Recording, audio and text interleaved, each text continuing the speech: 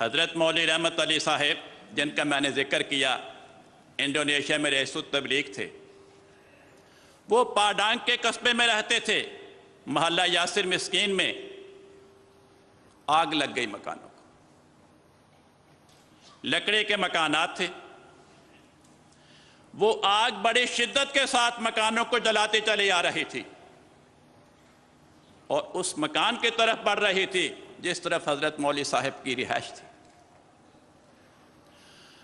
محلے کے احمدی اور غیر احمدی آپ کے پاس آئے کہ مولوی صاحب بڑی شدت سے آگ بڑھتی چلی آ رہی ہے اور ہر چیز کو خاکستر کرتے چلی آ رہی ہے, آپ سامان سمیت باہر آ جائیں.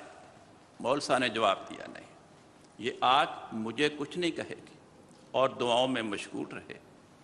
جب لوگ بار بار اصرار کرتے, مول صاحب فرماتے دیکھو مسیح موت کو الہام ہوا, آگ ہماری غلام بلکہ غلاموں کی غلام ہے, یہ تو میری غلامی کرے گی. آگ اتنی قریب آ گئی, ساتھ والا مکان جل گیا. آپ کے مکان کا لکڑے کا چھجا وہ کالا ہو گیا.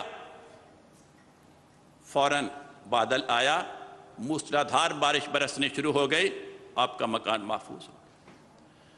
عرصہ دراز تک احباب جماعت اس مکان کا سیاہ چھجا دیکھ دیکھ کر اس نشان کی یاد تازہ کیا کرتے.